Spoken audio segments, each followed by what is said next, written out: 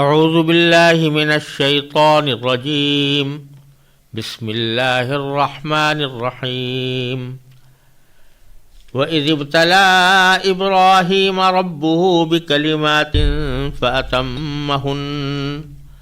قَالَ إِنِّي جَاعِلُكَ لِلنَّاسِ إِمَامًا قَالَ وَمِن ذُرِّيَّتِي قَالَ لَا يَنَالُ عَهْدِي الظَّالِمِينَ وَإِذْ جَعَلْنَا الْبَيْتَ مَثَابَةً لِلنَّاسِ وَأَمْنًا وَاتَّخِذُوا مِن مَّقَامِ إِبْرَاهِيمَ مُصَلًّى وَعَهِدْنَا إِلَىٰ إِبْرَاهِيمَ وَإِسْمَاعِيلَ أَن طَهِّرَا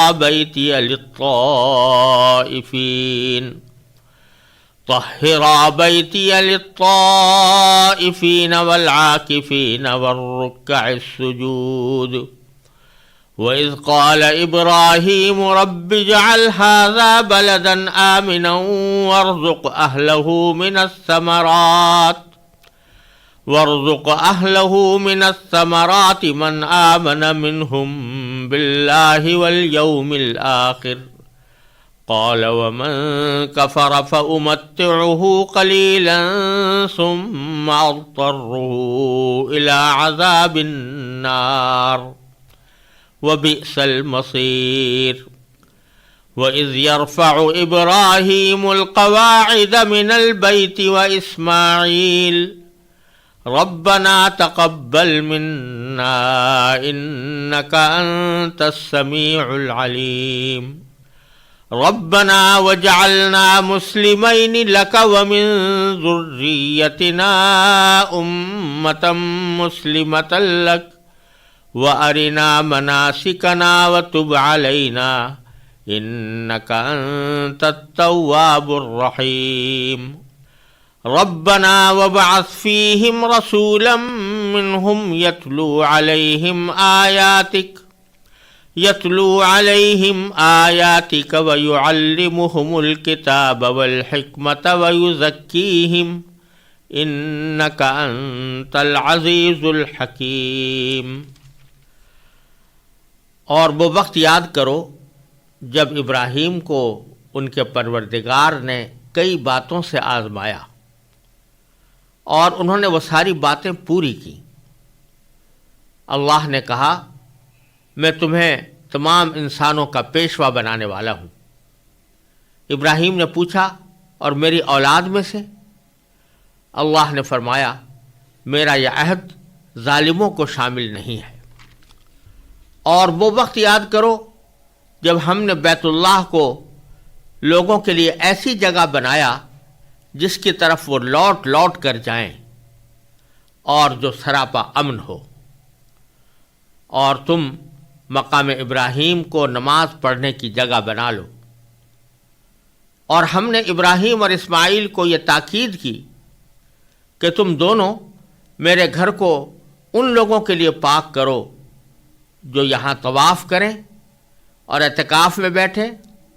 اور رکوع اور سجدہ بجا لائیں۔ اور وہ وقت بھی یاد کرو جب ابراہیم نے کہا تھا کہ اے میرے پروردگار اس کو ایک پرامن شہر بنا دیجئے، اور اس کے باشندوں میں سے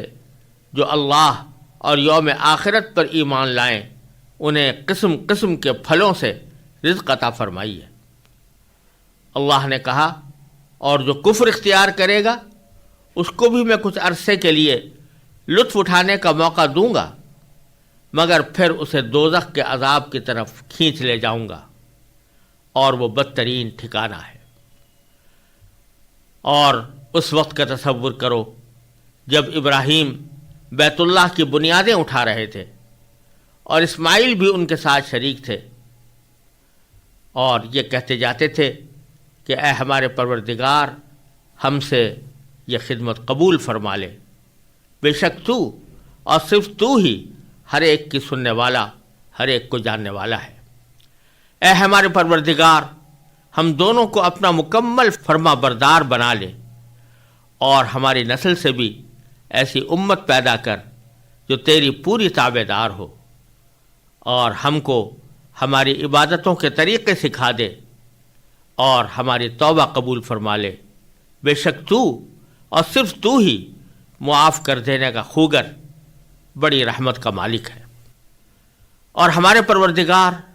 ان میں ایک ایسا رسول بھی بھیجنا جو انہی میں سے ہو، جو ان کے سامنے تیری آیتوں کی تلاوت کرے، انہیں کتاب اور حکمت کی تعلیم دے اور ان کو پاکیزہ بنائے۔ بے شک تیری اور صرف تیری ذات وہ ہے جس کا اقتدار بھی کامل ہے، جس کی حکمت بھی کامل ہے۔ ان آیات کریمہ میں اللہ تبارک و تعالی نے سب سے پہلے تو حضرت ابراہیم علیہ السلام کی قربانیوں کا ذکر فرمایا ہے کہ اللہ تبارک و تعالی نے ان کی کس کس طرح آزمائش کی اور کس طرح وہ آزمائشوں میں پورے اترے، اور اس کے بعد پھر ان کا ایک عظیم کارنامہ جو بیت اللہ شریف کی اثر نو تعمیر کی شکل میں سامنے آیا، اس کا اللہ تبارک و تعالیٰ نے بڑے مؤثر انداز میں ذکر فرمایا ہے۔ سب سے پہلے یہ فرمایا کہ وَإِذِ ابْتَلَىٰ إِبْرَاهِيمَ رَبُّهُ بِكَلِمَاتٍ فَأَتَمَّهُنَّ، یعنی وہ وقت یاد کرو جب ابراہیم علیہ السلام کی ان کے پروردگار نے آزمائش کی تھی کچھ باتوں کے ذریعے، اور پھر اس کا نتیجہ یہ بتایا کہ فَأَتَمَّهُنَّ، یعنی حضرت ابراہیم علیہ السلام نے ان ساری باتوں کو پورا کر دکھایا۔ پہلی بات تو یہاں یہ سمجھنے کی ہے کہ اس آزمائش کا مقصد کیا تھا۔ ظاہر بات ہے کہ حضرت ابراہیم علیہ السلام کے پیدا کرنے والے اللہ تبارک و تعالی ہی تھے، اور امتحان کا عام طور پر مقصد یہ ہوا کرتا ہے کہ کسی شخص کے بارے میں اس کی قابلیت کا علم نہیں ہے تو اس کا علم حاصل کرنے کے لیے اس کا امتحان لیا جاتا ہے یا اس کو آزمائش میں مبتلا کیا جاتا ہے۔ ظاہر ہے کہ حضرت ابراہیم علیہ السلام کے بارے میں اللہ تبارک و تعالیٰ کو پورا علم تھا، اللہ تبارک و تعالیٰ نے ہی ان کو پیغمبری کے لیے منتخب فرمایا تھا، پھر ان کی آزمائش کا مطلب کیا؟ تو اس سوال کا جواب خود اللہ تبارک و تعالیٰ نے اسی جملے میں یہ دیا ہے کہ آزمائش کرنے والا کون تھا؟ ربہ، ان کا رب، ان کا پروردگار۔ اور یہاں اللہ تبارک و تعالیٰ نے اپنا براہ راست نام اللہ کا نام لینے کے بجائے رب کا لفظ استعمال فرمایا، اور اس سے اشارہ اس طرف فرمایا گیا کہ رب کہتے ہیں اس ذات کو جو کسی کی تربیت کرے، جو کسی کو پالے پوسے اور اس کی تربیت کرے۔ تو یہاں ربہ کا لفظ استعمال کر کے اللہ تبارک و تعالیٰ نے یہ واضح فرما دیا کہ ابراہیم علیہ السلام کو جو ان آزمائشوں سے گزارا گیا وہ در حقیقت ان کی تربیت کا ایک حصہ تھا۔ ان کو اللہ تبارک و تعالیٰ ایک اعلیٰ مقام تک پہنچانے کے لیے ان کی تربیت فرما رہے تھے، اور ان تربیتوں کا ایک حصہ وہ آزمائشیں تھیں جن میں ان کو ڈالا گیا۔ ان کی آزمائشیں ایک بہت طویل تاریخ رکھتی ہیں، اور یہاں ان سب کی پوری تفصیل بیان کرنا مشکل ہے، اور عام طور سے لوگ اس کو جانتے بھی ہیں، لیکن انتہائی اختصار کے ساتھ یہاں یہ سمجھنا چاہیے کہ حضرت ابراہیم علیہ السلام پیدا ہوئے تھے عراق میں، اور وہاں اس وقت نمرود کی حکومت تھی۔ حضرت ابراہیم علیہ السلام کے زمانے میں نمرود نے خدائی کا دعویٰ کر رکھا تھا، اور بہت سے لوگوں نے بت پرستی کا مذہب اختیار کیا ہوا تھا۔ اللہ تبارک و تعالیٰ نے ان کو تنہا اس بت پرستی کے خلاف اور شرک کے خلاف توحید کا پیغام دینے کے لیے مبعوث فرمایا۔ ان کی مشکلات کا اندازہ اس بات سے کیا جا سکتا ہے کہ خود ان کا باپ آزر بہت بڑا بت تراش تھا اور بت بنایا کرتا تھا، اور بتوں کی پرستی کی دعوت بھی دیا کرتا تھا۔ جب انسان کا باپ ہی اس کا مخالف ہو گھر کے اندر، اور مخالف ہی نہیں بڑا دشمن، جس کی کچھ تفصیل اللہ تبارک و تعالیٰ نے قرآن کریم میں مختلف جگہوں پر بیان فرمائی ہے، تو اس شخص کی مشکلات کا اندازہ کیا جا سکتا ہے۔ پھر اللہ تبارک و تعالیٰ نے حضرت ابراہیم علیہ السلام کو اس آزمائش سے بھی دوچار کیا کہ نمرود نے ان کو ان کی توحید کے پیغام کے جواب میں آگ میں ڈالنے کا حکم دیا، ان کو آگ میں باقاعدہ ڈالا گیا، لیکن اللہ تبارک و تعالیٰ نے اس آگ کو حضرت ابراہیم علیہ السلام کے لیے ٹھنڈا کر دیا، سلامتی کا ذریعہ بنا دیا، اور حضرت ابراہیم علیہ السلام اس سے عافیت کے ساتھ باہر آ گئے۔ لیکن اپنی طرف سے انہوں نے اپنے آپ کو آگ میں ڈالنے کی آزمائش سے اپنے آپ کو ہچکچانے سے بھی باز رکھا اور بلا تأمل آگ میں کود گئے۔ اس کے بعد اللہ تبارک و تعالیٰ نے ان کو وطن چھوڑ کر ملک شام کی طرف ہجرت کرنے کا حکم دیا، وہاں چلے گئے۔ ابھی کچھ عرصے وہاں ٹھہرے تھے کہ حکم ہوا کہ اپنی بیوی حضرت حاجرہ اور ان کے بیٹے حضرت اسماعیل علیہ السلام کو لے کر شام سے مکے کی بے آب و گیاہ وادی میں، جہاں کوئی آبادی ہی نہیں تھی، جہاں کوئی پانی بھی نہیں تھا، کوئی سبزہ بھی نہیں تھا، وہاں لے جایا گیا، اور وہاں جا کر اللہ تعالیٰ کا حکم ہوا کہ ان کو اس بے آب و گیاہ صحرا میں تنہا چھوڑ دو اور خود واپس چلے آؤ۔ چنانچہ حضرت ابراہیم علیہ السلام اسی حالت میں اس بے آب و گیاہ صحرا میں اپنی بیوی اور بچے کو چھوڑ کر چلے آئے۔ اللہ تبارک و تعالیٰ نے ان کی پرورش کا اور ان کے رزق کا انتظام فرمایا، زمزم کا کنواں جاری ہوا۔ پھر اس کے بعد جب حضرت حاجرہ کے گود میں بچہ پرورش پاتا رہا اور چلنے پھرنے کے قابل ہو گیا تو حکم ہوا کہ اس کو ذبح کر دو۔ حضرت ابراہیم علیہ السلام اس کے لیے بھی تیار ہو گئے، جس کی تفصیل انشاءاللہ سورہ صافات میں آئے گی۔ تو یہ ساری آزمائشیں تھیں اور سارے امتحانات تھے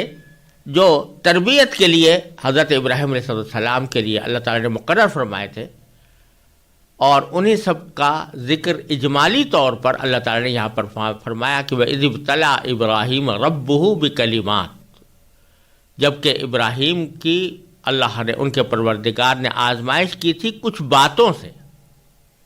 اس باتوں میں یہ ساری باتیں آ گئیں جن کا کچھ خلاصہ میں نے عرض کیا۔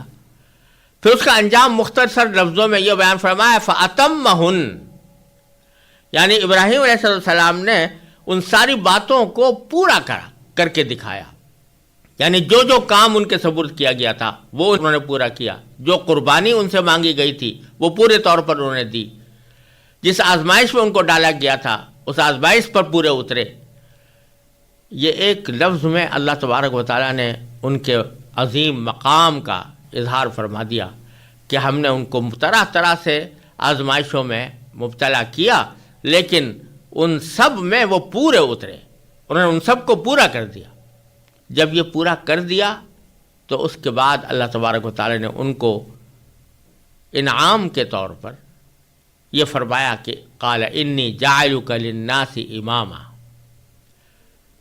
یعنی یہ فرمایا کہ میں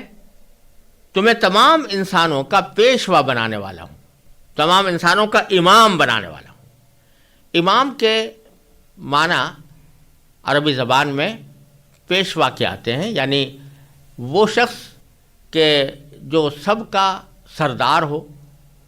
اور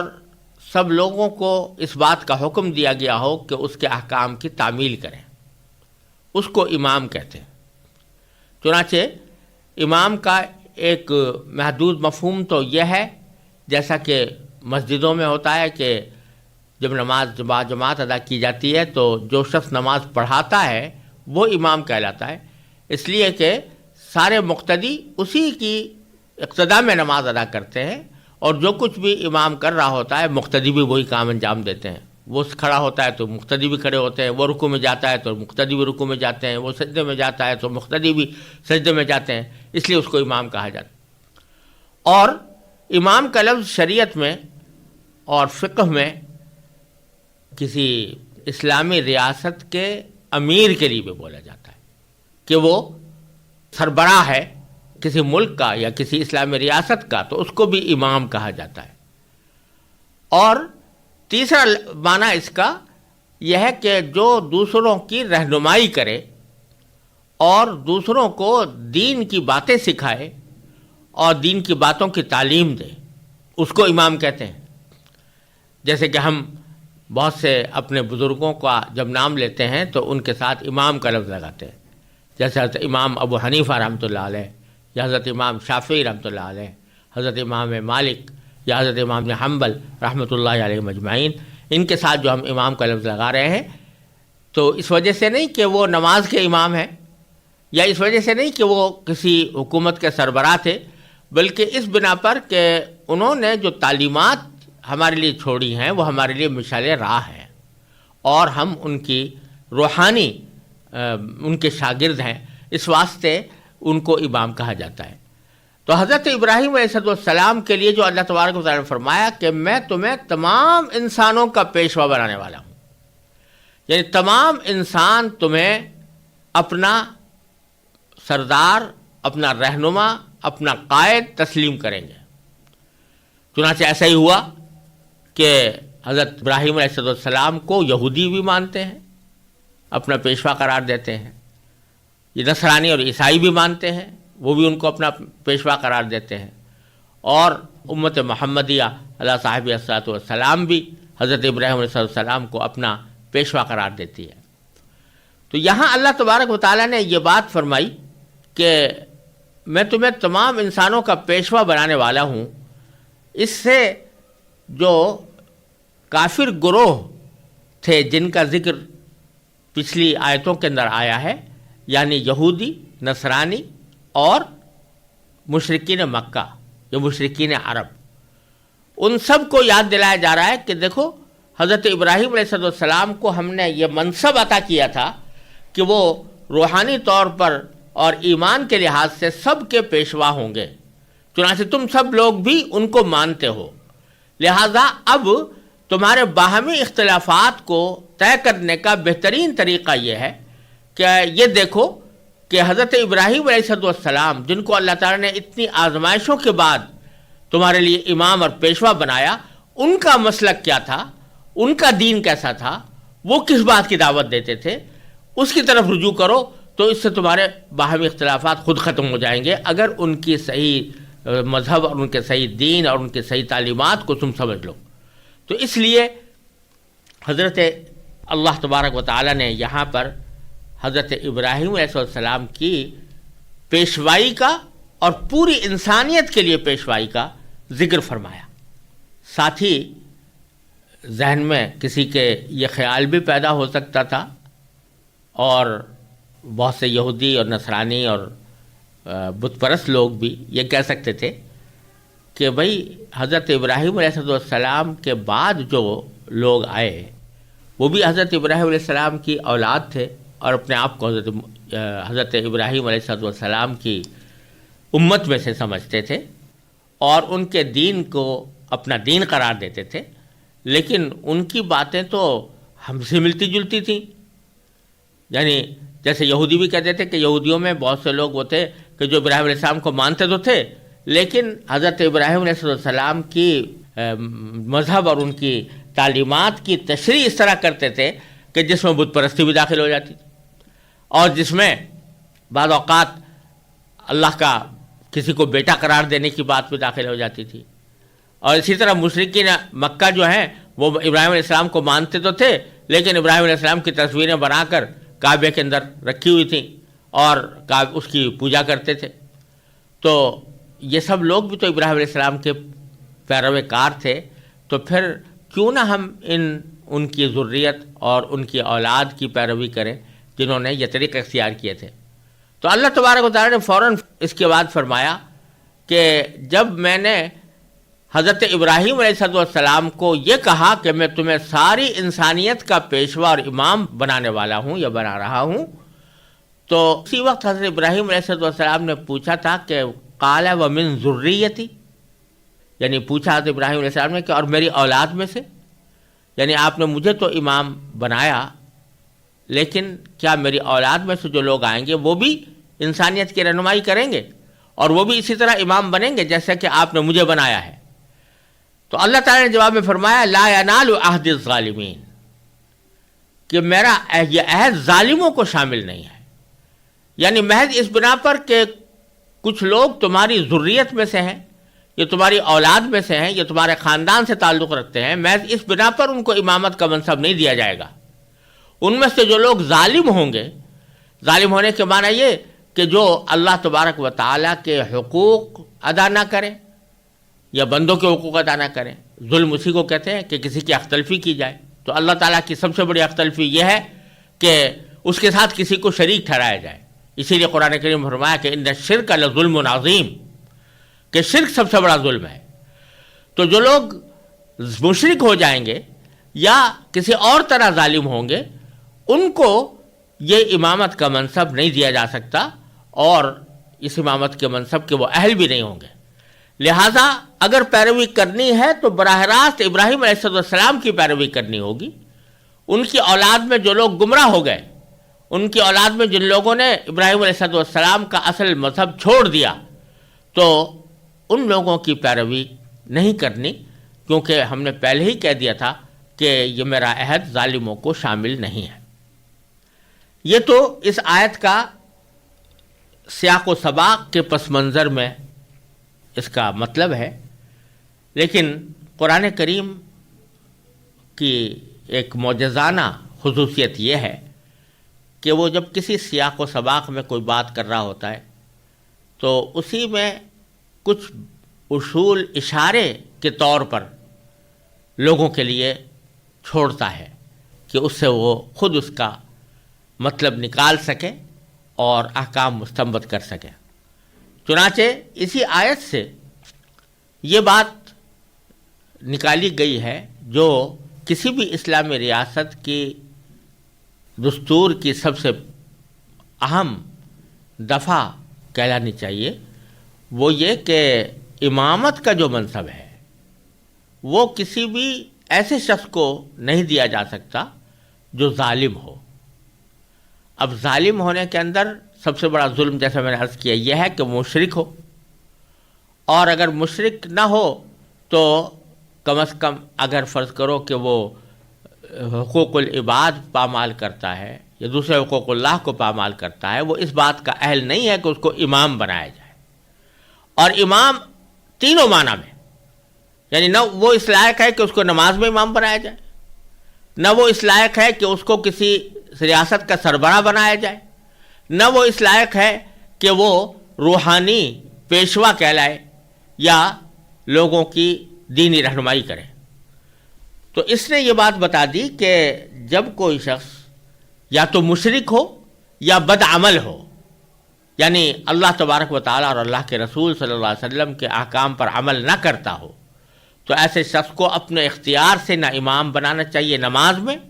نہ اس کو اپنے اختیار سے کسی مملکت کا سربراہ بنانا چاہیے، اور نہ اس کو اپنا دینی پیشوا اور روحانی پیشوا سمجھنا چاہیے، چاہے وہ کتنے ہی بڑے مقدس انسان کی اولاد ہو۔ اس واسطے کہ باپ کا معاملہ اس کے ساتھ ہے اور اولاد کا معاملہ اس کے ساتھ ہے۔ اگر ایک باپ بہت مقدس ہے لیکن اولاد اس کی ناخلف ہے، تو اس ناخلف اولاد کو وہ مقام نہیں دیا جا سکتا جو اللہ تعالیٰ نے باپ کو عطا فرمایا تھا۔ یہ ایک اہم نقطہ اس آیت کریمہ نے واضح کر دیا ہے، اور اس سے یہ بات بھی واضح ہو گئی کہ اہمیت اسلام میں کسی شخص کے نسب کی نہیں ہے کہ فلاں نسب سے تعلق رکھتا ہے، فلاں کا بیٹا ہے، بلکہ اصل اہمیت اس کے اپنے عقیدے اور اس کے اپنے عمل اور اس کے کردار کی ہے۔ وہ اگر اچھا ہے تو بے شک اس کو کوئی مناسب منصب دیا جا سکتا ہے، لیکن اگر وہ اس معاملے میں کوتاہ ہے تو پھر اس کو ان میں سے کوئی منصب دینے کا کوئی جواز نہیں ہے۔